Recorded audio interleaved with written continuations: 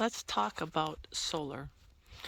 My friends, I've been doing this for quite a while, and I'm sitting out here outside of this home that's hooked up to the grid, and there's a lot of people who are really thinking about off the grid right now, and they're thinking about solar. So I'm going to make this video very quick, short, and sweet, and I'm going to get right to the punchline.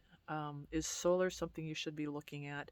Is this something, when you're talking about country living, that should be set up? And what does that look like? Well, these are the truths about solar.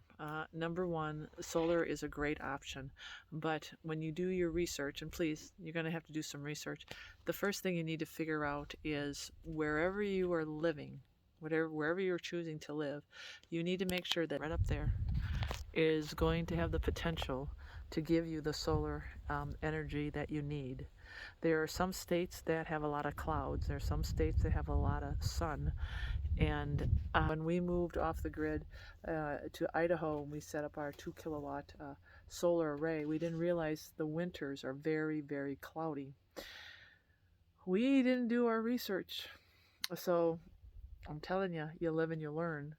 Now, the thing with that was winters were very long, so we learned how to compensate. We learned how to compensate by moving the refrigerator outside.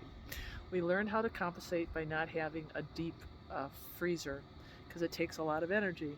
We learned how to compensate by running very few lights. We also ran the generator a lot to charge our batteries. And every time you run the generator, you need a source of gas, either diesel or, and forget about buying a solar generator. That always sounds great. Oh, we're going to get a solar generator. Well, if you don't have sun, a solar generator does nothing. So for the most part, you're going to need either a diesel or a gas generator. And of course, I would suggest a diesel because they're more, they last longer, and especially the military diesel generators will run a whole setup for pennies on the dollar. But again, you're depending on the diesel and having that source of diesel. When all the supplies chain dries up, you're not going to be charging those batteries up, your solar batteries. So again, the first thing you need to do is figure out how much sun you're going to be getting spring, summer, and winter, all throughout the season. The second thing with solar is it's not about how many kilowatt arrays you get or how many batteries.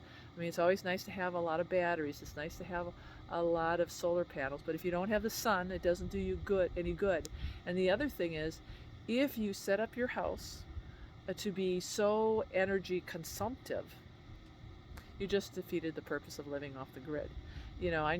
So here's a quick example of what I'm trying to explain. I knew a couple that had I don't know how big it was, but it was maybe, it was huge, like 20 kilowatt. And they had maybe 2 generators, 2 inverters. And I asked them, why do you need all that? And they said, well, because we got tons of freezers. We grow all our own microgreens.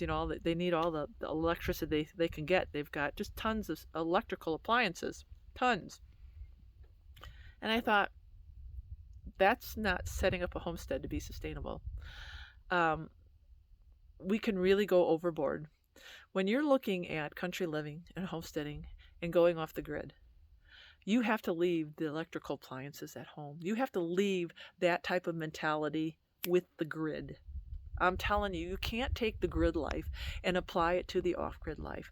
If you try to do that, you're going to fail, because sooner or later you're going to run out of diesel energy. Sooner or later you're going to run out of sun. Sooner or later your batteries are not going to be able to hold a charge. I'm just telling you, even if you have lithium or whatever, you have the perfect setup. I'm just telling you that there's only so much that you can do, because you have to change your attitude, your philosophy, and your mentality and the way you live.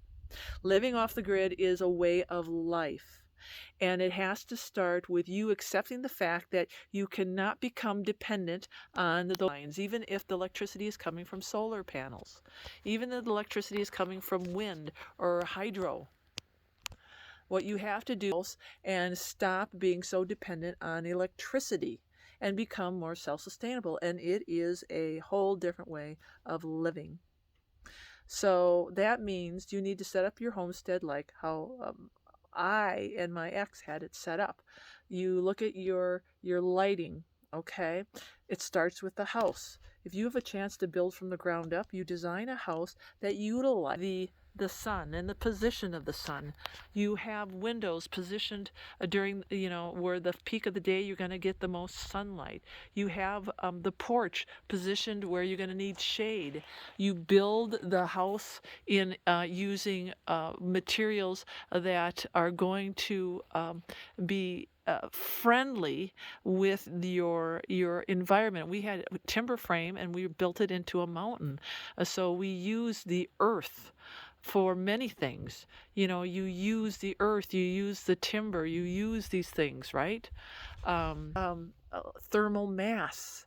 You use, you think very differently, and it starts with the design of your home. You have to design your home to um, be able to utilize the earth, the sun, and that's where the self-sustainable lifestyle starts, is with the design of the home. Now, if the home's already pre-existing, then you have to look at your consumption and changing that. You're not going to have the freezer you want. Freezers. So you're going to have to learn how to preserve your food in a different way. So instead of buying freezers or freezer, you're going to add on a pantry or a root cellar. Yeah, it's the same thing with charging all these electrical things and having a washer and dryer and all these appliances. You're going to have to learn how to wash your laundry by hand. Start getting some basins. Start getting a wringer, washer by hand, or whatever it takes. You saw how I used to do my laundry.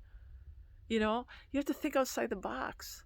You have to go back to the pioneer days. If you're unable to go back to the pioneer days, your self-sustainable life is going to be an illusion. You are taking the world as we know it and you're trying to apply it to a old way of living that is not going. You can't upgrade that. You can't upgrade off-grid living. Now people do, and I think it's laughable.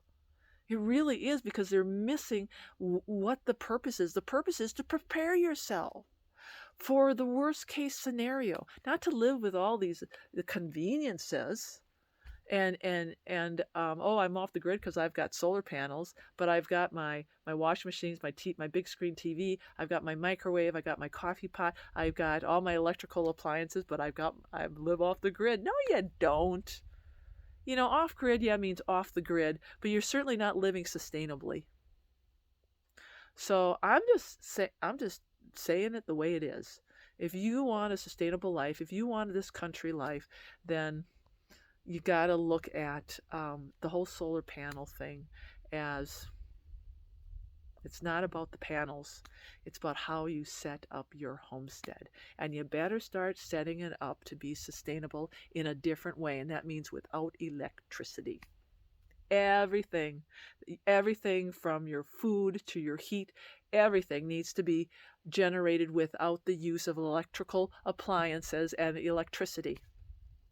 Then,